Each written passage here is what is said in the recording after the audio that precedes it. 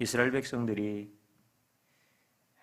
그들의 삶에 잊지 아니하고 꼭 기억하고 또 그 날을 위하여 준비하고 또 준비해서 행하는 일 중에 하나가 있는데, 그것은 하나님의 성전이 있는 예루살렘을 향하여 그들의 걸음을 옮겨 그 성전에 나아가 하나님께 예배하는 일이었습니다. 결코 쉬운 일은 아니었던 것 같습니다.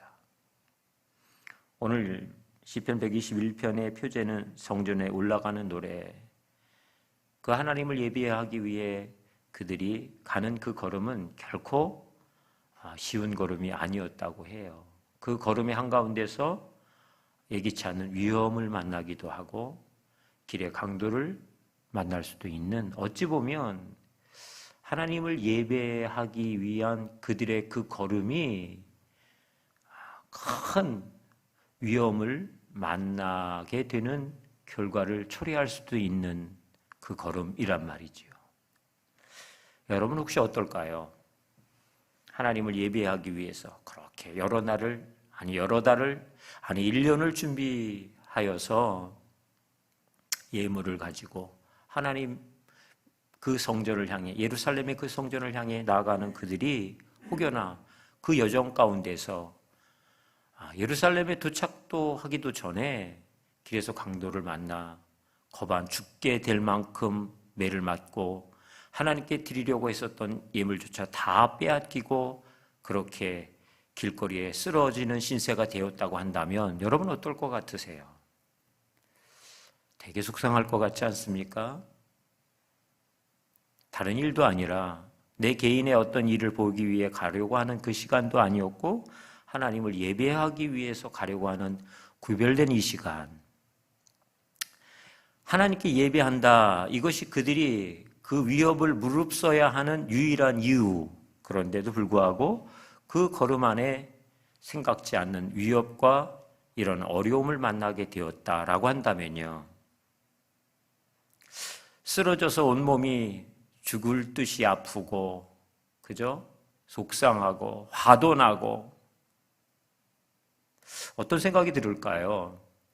혹시 하나님, 내가 하나님을 예배하려고 가는 걸음인데 하나님이 그러면 지켜주셔야죠.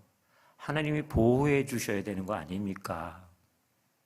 다른 것도 아니라 내가 하나님께 드릴 예물이고 하나님께 예배하고자 하는 이 시간, 그래서 내가 그 먼 길을 마다하지 않고 그 위험을 무릅쓰고 그 어려움을 이겨내며 여기까지 왔는데 여기서 강도를 만나다니요.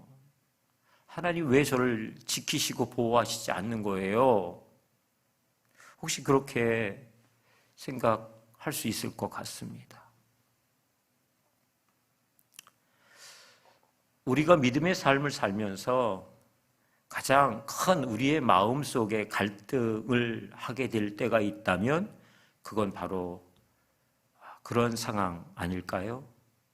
하나님이 지켜주셔야 되는데, 하나님이 인도해 주셔야 되는데, 하나님이 보호해 주셔야 되는데, 아니 지키시고 보호해 주시고 인도해 주신다고 약속하셨는데 왜 이런 일이 나에게, 우리의 아이들에게, 우리의 가정 가운데, 우리가 일하는 그 일터 가운데 일어나지 이해되어지지 않는 속상함이 우리 속에 있단 말이죠. 그럴 때 여러분들은 어떻게 하십니까?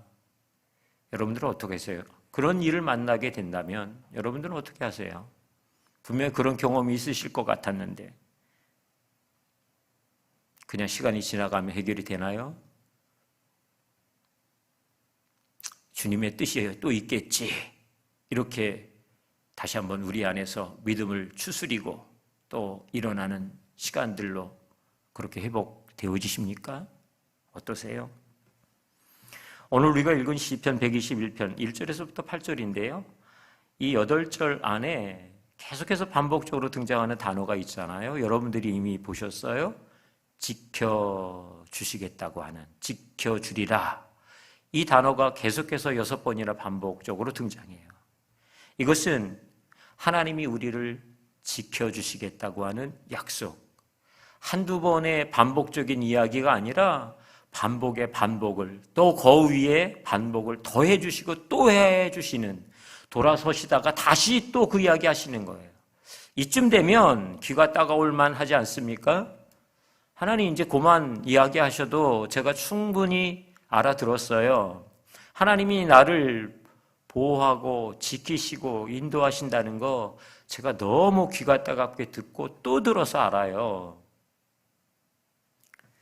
중요한 건 여기 있는 것 같습니다. 아는 것과 그것이 내 삶에 그대로 확인되어져 살아가는 것하고는 다르단 말이죠. 어떠세요? 내가 알아요. 하나님이 나를 지키시며 나를 보호하시며, 그죠? 여러분, 오늘 시편 121편의 전제는 너희가 이렇게 하면 내가 너를 보호할 거야. 내가 너희를 지켜줄 거야. 너희가 이렇게 헌신하면, 너희가 이렇게 충성하면, 너희가 이렇게 라고 하는 단서를 두지 않았단 말이죠. 하나님이 그냥 결정하셨어요. 그리고 선언하셨고 약속하셨어요. 뭐예요? 내가 너희를 도울 거야. 지킬 거야. 내가 너희와 함께 할 거야. 어찌 보면 하나님의 일방적인 선언이요 약속 같단 말이죠. 이 약속에 대하여 우리가 이 약속을 알고 또 듣고 또 들어서 안단 말이죠. 그런데 이게 내 삶에 어떻게 풀어져 가고 있는지, 어떻게 실천되어져 있는지, 어떻게 열매가 맺고 있는지는 사실 여러분 각자마다 사실은 고민스럽지 않습니까? 어떠세요? 이 열매 우리가 정말 기대하는데, 그리고 이 약속 하나님이 나에게 정말 신실하게 그렇게 나타내 주시기를 원하는데 정작 내 삶에 그런 흔적이나 그런 일들이 나타나지 않는다면요, 되게 속상하지 않으시겠어요? 저희 큰아이가 대전에서 대학교 다닐 때 기흉 수술 하게 됐어요. 허파에 바람이 들었다, 그 얘기죠. 너무 이게 마른 아이가, 그러니까 이게 깡마른 친구들이 그 병에 걸릴 확률이 크대요. 그러니까 지방층이 몸에 별로 없으면. 그런데 공교롭게도 이 아이가 수술을 해야 하는 그 수술을 코앞에 두고 있는데, 저희는 제주에 있잖아요. 그래서 그 연락을 받고 가야 하는데 일기가 평탄하지 않아서 비행기도 올스톱, 배도 올스톱. 그때처럼 제주도에 산다는 게 이렇게 어려운 거구나를 느껴본 적이 없는 것 같아요.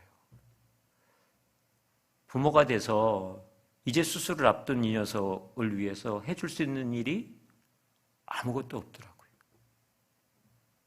그냥 안타까워하고 발을 동동 구르고 어떡하지 이렇게는 생각하지만 정작 그 아이를 위해서, 왜 서약서 같은 거 쓰잖아요. 수술을 앞두고 병원에서 받아내는, 어떤 책임도 묻지 않겠다고 하는 왜 서약서 쓰잖아요. 그것조차도 써줄 수가 없는 거죠.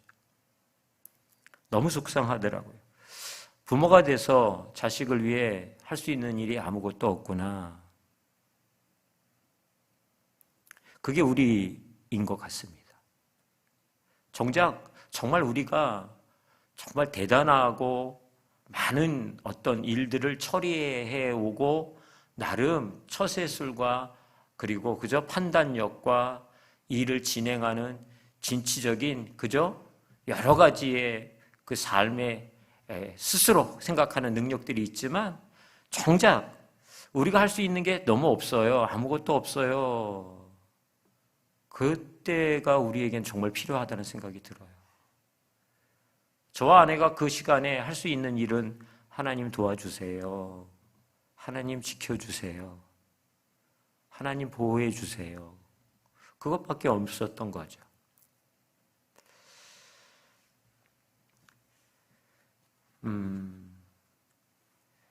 제가 인도네시아 아체 우리 옥상 오늘 종일 그저 칠하느냐고 쓰고 하신 우리 이재용 집사님도 저 계신데, 권정상 집사님이 10년이 넘도록 사업차 가 계셨던 그 아체라는 곳에 쓰나미가 왔을 때, 쓰나미가 오고 나서 얼마 안 있어서 그 땅에 방문한 적이 있었어요. 여전히 그죠? 정말 처참한 그런 상황 가운데 있을 때 갔었거든요. 그 쓰나미가 올 때에 있었던 한 사건인데요. 그것은 뭐냐면, 그 아체 공항에서 평소 같으면 그죠? 관제탑의 지시에 따라서 그죠? 비행기가 움직이잖아요. 이륙과 착륙에 대한 여러 가지의 지시를 받고. 그런데 한 조종사가 그날따라 마음이 너무 불안하더라는 거예요. 이제 비행기를 이륙을 위해서 준비하고 있는데 너무 마음이 불안하고, 계속해서 그 마음 속에 하나님이 너 빨리 이륙하면 좋겠다, 이런 마음을 자꾸 주시더라는 거죠. 그래서 관제탑에 계속 이제 부탁을 했대요. 좀 일찍 이륙할 수 없는지. 안 된다. 그래도 또 부탁해서 그 정해진 시간보다 3분 일찍 이륙할 수 있었다는 거죠. 그 이륙을 위해서 속도를 점점 높이고 그 활주로를 막 탈출하려는데 비행기가 갑자기 흔들리는 충격을 경험했대요. 그 충격을 딛고 이 비행기가 이륙했는데, 그 순간이 바로 지진과 쓰나미가 오는 순간이었어요.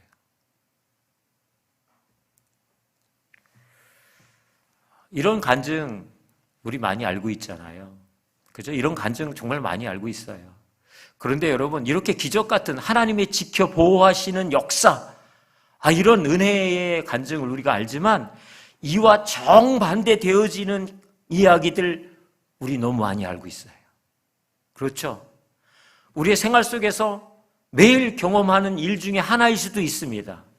하나님이 좀 우리를 좀 더 눈동자같이 보호해 주셨으면, 하나님이 좀 굳게 붙잡아 주셔야 할 텐데, 이런 아쉬운 생각을 가져야 할 때가 우리에게 있단 말이죠.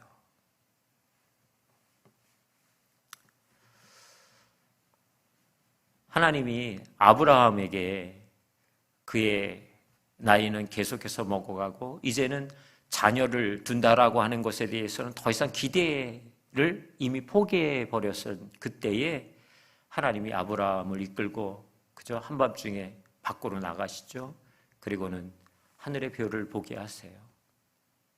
그리고 이렇게 말씀하세요. 아브라함, 내가 너로 너의 후손들이 이 별처럼 많아지게 할 거야. 아브라함이 이 이야기 들었을 때 이해가 됐을까요? 그게 믿어졌을까요? 하나님 말씀하시니까 듣기는 하는데 이게 도무지 무슨 이야기인지, 하나님이 뭘 얘기하시는 걸까 이게. 왜냐하면 자신의 처지도 아내의 상황도 아이를 출산하는 것은 불가능한 것 너무 잘 알고 있다고 하는 현실이 그로 하여금 하늘의 별을 보는 게 너무 막연한 거죠. 그런데 여러분, 그 일이 실제적으로 그의 삶에 역사되는 것은요, 하나님이 이루신 것이기는 하지만 아브라함이 그것을 믿음에, 하나님을 믿음에, 그렇게 말씀하신 하나님에 대한 그 믿음이 발동되기 시작할 때 비로소 하나님이 그 일을 그 믿음의 과정 안에 열매로 허락하시더라고요. 시편 121편에 하나님이 우리를 계속해서 보호하시겠다고 수없이 말씀하고 또 말씀해 주시지만, 여러분, 이 말씀에 우리가 믿음으로 내 삶의 그것들을 결단하고 붙잡고 그 믿음에 대하여 의심하지 않고 굳게 우리의 삶을 드리기 시작할 때 하나님이 우리를 지키시고 보호하시고 인도하시는 게 무엇인지를 알게 된다고 하는 사실입니다. 사실은 우리는 문제만 보고 있으면 우리의 믿음으로 한 걸음도 나갈 수 없는 존재예요. 문제만 쳐다보고 있으면 계속해서 우리는 주저앉는 인생이지 그걸 돌파하는 사람이 못 돼요. 그럴 만한 능력이 우리에게 존재하지 않습니다. 우리는 믿음만 보는 게 아니고 믿음과 함께 주님을 보는 사람인 것이죠. 그래서 이 믿음에 대한 하나님의 인도하심을 기대하고 믿음으로 반응하는 사람, 그것이 우리들이라고 하는 사실인 것입니다. 골리앗이 등장할 때 이스라엘 진영에 그에 대하여 항호하여 싸울 만한 사람이 단 한 사람도 없었어요. 용맹을 말하면 이스라엘의 수많은 병사와 장수 가운데에, 아니 사울도 그렇고요, 얼마든지 나설 만한 그렇게 인물들이 왜 없었겠어요? 그런데 골리앗 앞에서는 현실이, 이 말이 안 되는 현실이라는 거죠. 내가 웬만하면 나가보겠는데, 내가 어느 정도 되면 싸워보겠는데 이건 현실적으로 불가능해, 이런 거죠. 그런데 여러분 어떻습니까? 다윗이 나가요. 다윗은 모든 사람들이 골리앗만 쳐다보고 있을 때 다윗도 골리앗 보았어요. 그런데 골리앗만 보지 않고 만군의 여호와 그 주님 주목했어요. 여러분, 다윗과 골리앗이 싸우면 100번, 1000번 싸워도 골리앗이 이기는 거예요. 그런데 골리앗과 하나님이 싸우면 100번 아니라 1000만 번 싸워도 하나님이 이기십니다. 결국 다윗은 이 비밀을 아는 거죠. 그래서 대진표를 바꾸는 거예요. 어떻게 해요? 내가 골리앗과 싸우는 것이 아니라 골리앗과 하나님이 싸우는 대진표로 그가 믿음으로 바꾸는 거예요. 여러분, 문제를 맞닥뜨릴 때마다 그것을 우리가 슬기롭고 지혜롭게 잘 처신하면 그러면 돼. 그것도 괜찮은 거야. 그럴 수 있어요. 맞아요. 그럴 수 있을지 모르겠어요. 그런데 여러분, 한 가지 기억하십시오. 믿음의 방법은요, 우리가 문제를 만났을 때만 작동시키고 발동하는 게 아니에요. 항상이라고 하는 전제가 필요합니다.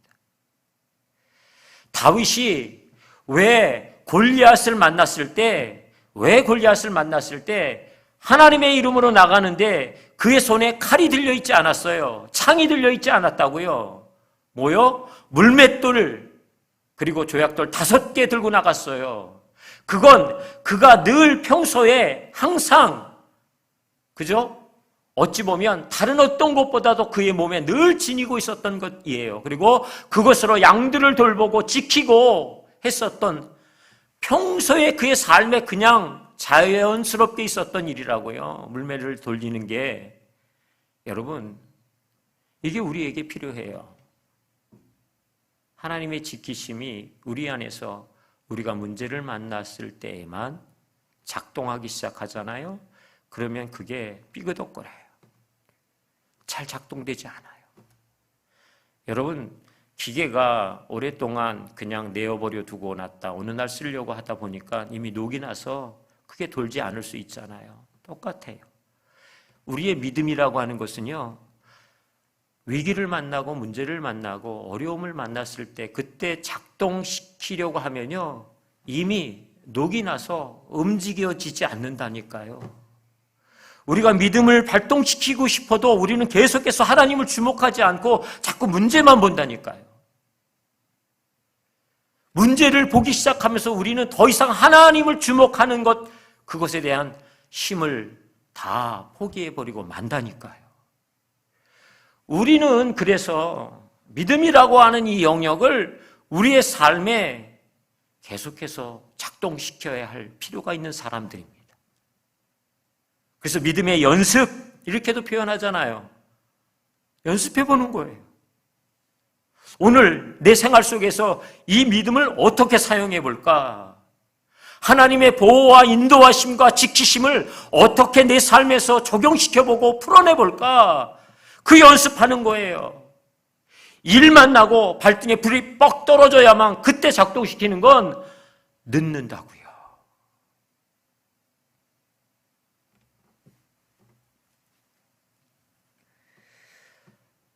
그러면 여러분, 오늘 본문에서 우리가 본 것처럼 하나님이 지켜주신다라고 하는 이 전제를 우리 가운데에 생각할 때, 그러면 우리는 재난이나 위험이나 문제를 안 만나게 되는 사람들일까요? 어떠세요? 아니죠.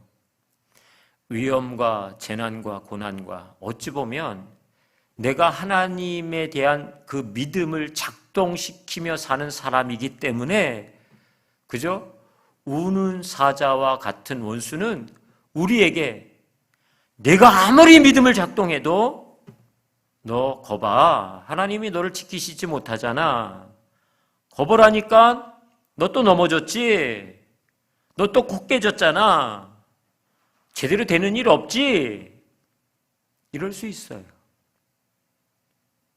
여러분, 우리가 코 깨질 것 같고, 그죠? 넘어지고 쓰러지는 그런 상황의 그 한가운데서도, 여러분, 하나님은 나를 지키셔.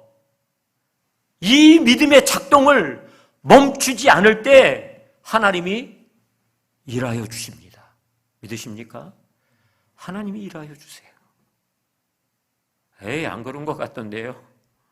나는 막 믿는데 하나님이 일하시지 않던데요. 역사하시지 않던데요. 우리가 드린 그 믿음, 어떤 믿음 드렸을까요? 어떤 믿음 드리고 있는 걸까요? 내가 마땅히 하나님께 드려야 할 그 순전한 믿음의 영역들은 우리가 어떻게 드리고 있었길래 하나님이 일하시지 않은 것처럼 여겨집니까? 우리가 드린 그 믿음의 열매가 어떻게 나에게, 내 삶에, 우리의 자녀들에게, 우리의 일터에는 안 나타나는 것처럼 여겨진단 말입니까? 도대체 우리의 믿음이 어떻게 작동되었기에요?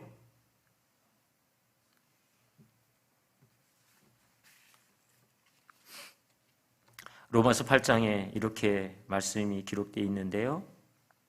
8장 36절, 37절입니다. 기록된 바 우리가 종일 주를 위하여 죽임을 당하게 되며 도살당할 양같이 여김을 받았나이다 함과 같으리라. 그러나 이 모든 일에 우리를 사랑하시는 이로 말미암아 우리가 넉넉히 이기느니라.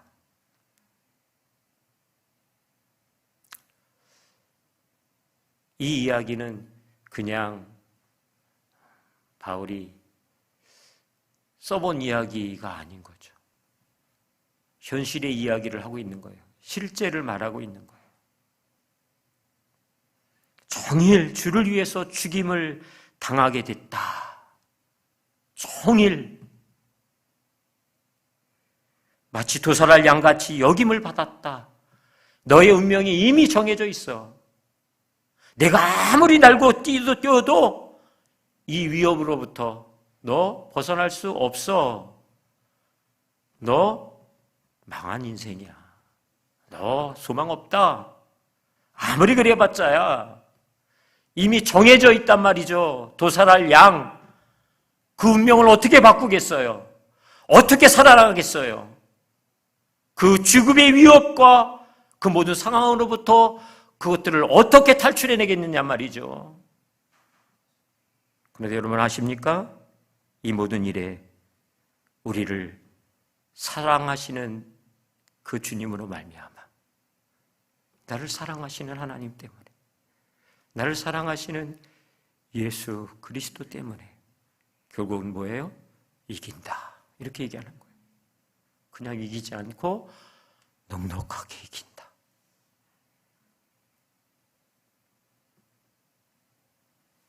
그래서 38절에 계속 고백하고 있는 거잖아요. 내가 확신하노니 사망이나 생명이나 천사들이나 권세자들이나 현재일이나 장래일이나 능력이나 높음이나 깊음이나 다른 어떤 피조물이라도 우리를 우리 주 그리스도 예수 안에 있는 하나님의 사랑에서 끊을 수 없느니라. 아멘. 우리의 믿음이 좀 연약해 보이기도 하죠. 우리의 믿음이 좀 올곧고 늘 그렇게 좀 항상 변하지 않는 그런 믿음이 아닌 것도 우리 스스로 알아요. 그런데 여러분 아십니까? 우리는 그리스도 예수 안에 있다고 하는 그 사실 하나 때문에, 내가 그리스도 예수 안에 있다고 하는 그 사실 하나 때문에 우리를 사랑하시는 하나님의 사랑에서 그 어떤 것도 끊을 것이 없다라고 선언하고 있는 거예요. 내가 그리스도 안에 있다고 하는 이 사실 하나 때문에요. 저희 함께 기도했잖아요. 교육부서 아이들 위해 기도해 주세요. 그 아이들 안에 내가 그리스도 안에 있어. 주님이 내 안에 계셔. 이 확신이 있어야 하는 너무 중요하고 당연한 이유예요.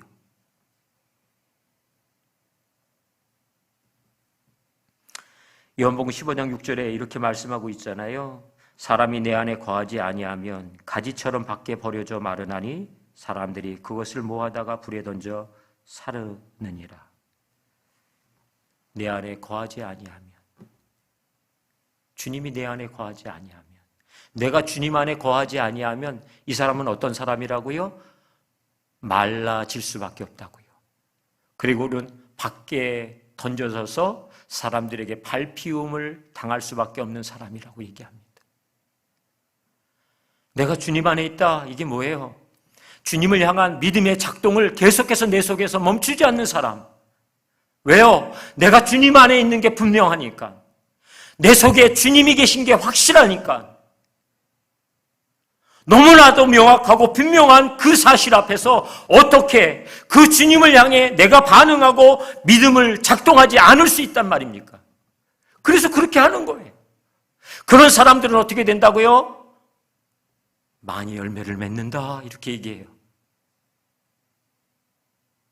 그런데 이 관계가 끊어져 버린 사람, 더 이상 믿음의 작동을 할 수 없는, 아니 믿음의 작동을 할 이유조차 그 삶에 경험하지 못한 사람들은요,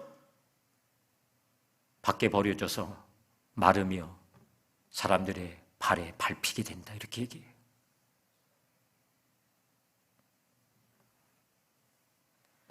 하나님의 도움은 어떤 거라고요? 하나님의 도움은 밤낮 계속되는 도움이다. 낮의 해가 밤의 달이 너를 상치 못하게 할 거야. 하나님이 우리를 향해 도우시겠다고 선언하는 이 선언은 일시적인 선언이 아니세요. 그리고 주님이 우리가 무언가 주님을 위해서 괜찮은 삶을 살아갈 때 그때 돕겠다고 하시는 게 아니고요. 단 한순간도 멈추지 아니하시고 모든 일과 모든 상황과 모든 시간 속에 내가 너를 지켜, 내가 너를 보호해, 내가 너를 인도할 거야 라고 하는 하나님의 전적인 약속이란 말이죠. 그런데 그 약속에 대해서 우리가 왜 그 약속은 나하고는 상관없는 것처럼 여기며 살아야 할까요? 너무 속상하지 않으세요? 너무 속상하지 않을까요? 하나님은 귀가 따갑게 약속하시는데, 그죠? 듣고 또 들어서 우리는 다 알아요. 모르는 얘기가 아니에요. 그런데 내 삶에 이 말씀에 대한 믿음이 내 속에서 움직여지지 않으면, 그래서 결정하셔야 되는 거죠. 결단하셔야 돼요. 하나님, 믿고 싶은데 믿어지지 않아요. 제가 교회 나가서, 처음 학생회 나가서 중학교 때 믿고 싶은데 안 믿어지는 거예요. 나도 저 사람들처럼 저렇게 뜨겁게 기도하고 싶고 하나님께 막 부르짖고 막 저러고 싶은데 안 믿어지는 거예요. 소리만 지른다고 되는 일이 아닌 걸 알겠는 거예요. 주여 주여 이렇게 소리 질러도 속이 공허하고 냉랭한데, 믿어지고 싶은데, 정말 믿고 싶은데. 그래서 그렇게 기도했던 것 같아요. 하나님, 나도 좀 믿음이 생기게 해주십시오. 믿게 해주십시오. 하나님의 말씀을, 하나님을 좀 믿게 해주십시오. 다른 어떤 것보다도요, 그게 당장 내 속에서 불타는 마음이니까 하나님 제발 좀 저도 좀 믿도록 그렇게 믿음을 주십시오. 이미 우리는 믿음의 연조가 깊어진 사람들입니다. 믿음의 출발을 이미 시작한 지 오래된 분들이세요. 어찌 보면 믿음의 영웅 같은 삶을 지금껏 살아온 분들이기도 해요. 믿음의 열매와 표징과 역사들을 이미 마음껏 우리의 삶에서 경험하며 체득하며 여기까지 온 사람들일 수도 있습니다. 그런데 한 가지 여러분 기억하십시오. 그렇다고 오늘 내 삶에서 그 믿음 여전히 작동하고 있는지, 혹 그 믿음에서 떨어졌다면 우리 다시 기도해야 되지 않을까요? 주님 믿음을 주십시오. 하나님, 주님을 향한 겸손한 믿음 저에게 필요합니다. 주님이 말씀하시는 그 말씀에 전적으로 신뢰하고 반응할 그 믿음이 저에게 필요해요.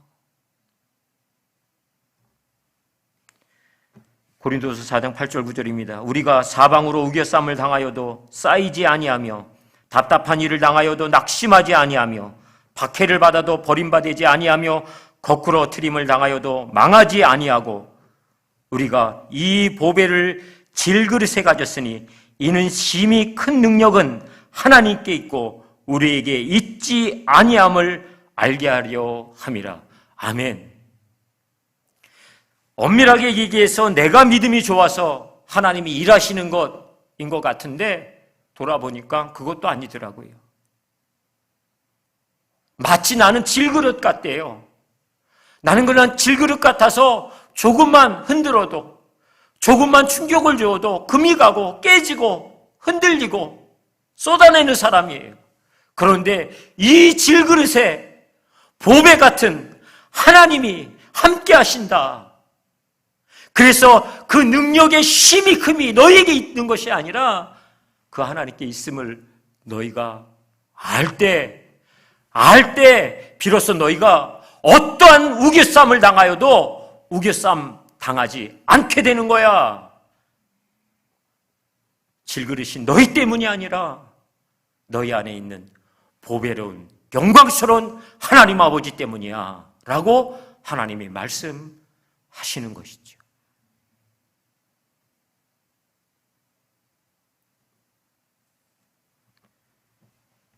우리도 이 고백을 마무리하면서 주님 앞에 드리면 어떨까요? 우리가 항상 예수의 죽음을 몸에 짊어짐은 예수의 생명이 또한 우리 몸에 나타나게 하려 함이라. 예수의 죽음을 내 몸에, 내 삶에 짊어져야 한다고 얘기합니다. 항상요. 우리가 필요할 때만이 아니라 예수 그리스도의 죽음을 내 몸에 항상 짊어지고 나가기 시작할 때 비로소 우리 안에 예수의 생명이 나타나기 시작한다라고 말합니다. 예수 그리스도 안에서 내가 죽은 자요, 예수 그리스도 안에서 내가 다시 산 자라고 하는 이 삶의 영광스러운 특권을 저와 여러분들이 믿음의 온전한 작동과 그 하나님을 신뢰하는 그 믿음의 결정들을 통해서 새롭게 하고 우리 안에 더 충만하게 누릴 수 있기를 주님의 이름으로 축복합니다.